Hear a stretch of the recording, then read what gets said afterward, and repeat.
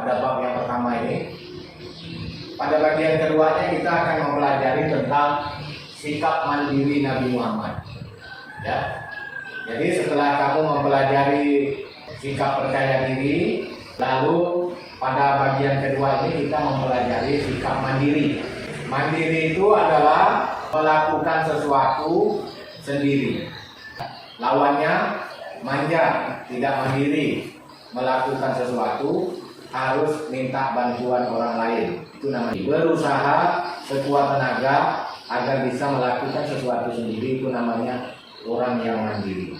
Bagaimana kita meneladani kisah Nabi Muhammad yang harus kita patuhi?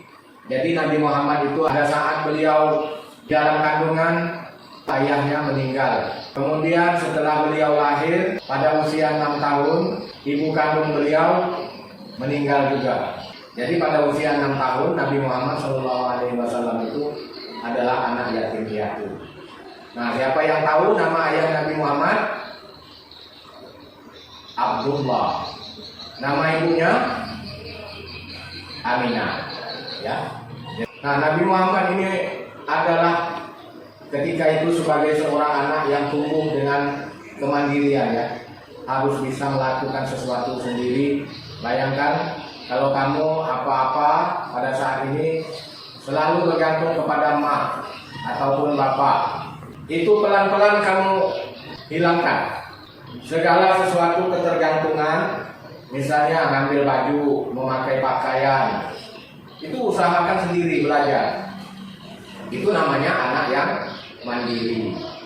Ambil makanan misalnya, berusaha belajar sendiri. Jadi kamu berusaha sekuat tenaga agar bisa menjadi anak mandiri. Contohlah Nabi Muhammad SAW yang selalu kita jadikan suri tauladan, contoh bagi kita semua, bahwa beliau itu adalah anak yang sangat mandiri. Setelah ibu beliau Siti Aminah meninggal, Rasulullah SAW diasuh oleh kakeknya. Siapa nama kakek Nabi Muhammad? Abdul Muthalib.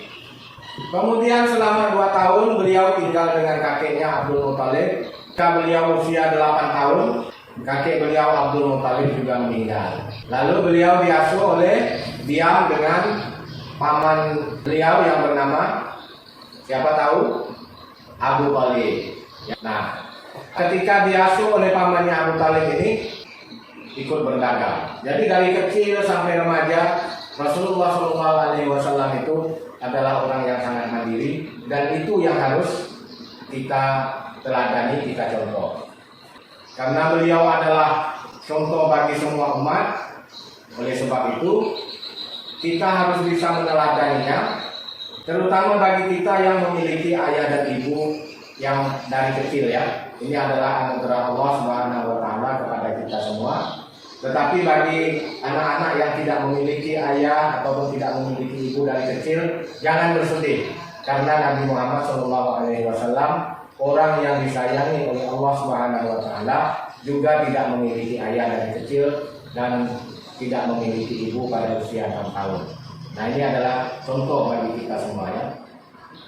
Bagi kamu yang memiliki ayah dan ibu, hidup aman, tenteram bersama orang tua, itu adalah nikmat yang terbesar bagi kita yang harus kita syukuri. Alhamdulillah, syukur kita memiliki ayah dan ibu. Nah, bagaimana caranya agar kita bisa mandiri? Di sini ada 3 cara. Yang pertama, banyak belajar. Kalau minta ikatkan tali sepatu, belajar cara memasang sepatu, mengikat tali sepatu, sehingga kalau kita sudah bisa sendiri, lakukan sendiri. Itu namanya mandiri, tidak manja. Kalau orang yang manja, lawan dari sikap mandiri ini, dia tidak ingin bisa, tidak ingin tahu cara mengikat tali sepatu, supaya setiap hari bisa diikatkan tali sepatu. Nah, itu, ya. Sama juga dengan mengerjakan PR misalnya. Nah, ini kamu misalnya dapat PR dari bapak dan ibu di sekolah. Awalnya tidak bisa mengerjakan dengan sendiri, minta bantu orang tua. Nah, kalau itu terus-terusan kamu minta bantu, minta kerjakan orang tua atau kakak kamu, abang kamu di rumah, ini kamu tidak akan bisa menjadi anak yang mandiri. Oleh sebab itu, belajar caranya mengerjakan sendiri, menghitungnya sendiri. Kalau belajar nulis misalnya cara buat sendiri. Menulis huruf hijaiyah misalnya alif begini, ba begini, ta begini caranya. Nah, kamu pelajari caranya agar kamu bisa melakukan sendiri. Itu banyak-banyak belajar. Yang kedua, termasuk adalah cara agar bisa mandiri, tidak malu bertanya. Kalau tidak bisa bertanya, jangan malu-malu. Ada sebagian teman kamu merasa tidak mau bertanya, terlalu mandiri, ya. Tidak boleh juga seperti itu. Oh, pokoknya bisa. Akhirnya kacau. Nah, itu tidak boleh juga. Kita banyak bertanya dulu bagaimana caranya, bagaimana melakukannya, baru kita mandiri. Yang ketiga, yakin pada diri sendiri. Ya. Ini ada kaitannya dengan pelajaran yang pertama tadi, percaya diri ya. Yakin pada diri kita sendiri, kita bisa melakukannya, baru kita bisa menjadi anak yang mandiri. Nah ini, apakah orang yang mandiri itu tidak perlu bantuan orang lain? Tidak juga ya. Kita perlu bantuan orang lain.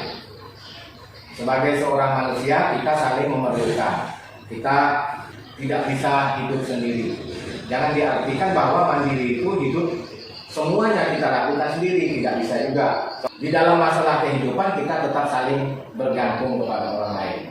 Tetapi di dalam melakukan sesuatu kita tetap harus bisa melakukannya sendiri. Oleh sebab itu, ketika sebelum kita bisa melakukan hal sendiri, keterkaitannya tidak malu bertanya dan banyak-banyak belajar. Jadi suatu sikap mandiri itu sikap yang sudah ketergantungan dengan sikap-sikap yang lain. Demikian ya anak-anak. Kemudian sebagai tugas kamu, ceritakanlah sikap mandirinya Nabi Muhammad SAW yang pertama. Yang kedua, apa arti mandiri? Yang ketiga, bagaimana agar kita bisa mandiri? Ya, demikian tugas kamu. Kita baca sholawat. Sholli wa sallim ya salam ala nabi khairil anam wal ali wa sahbil kiram ala nabi khairil anam. Mudah-mudahan bermanfaat bagi kamu, tetap semangat belajar. Assalamualaikum.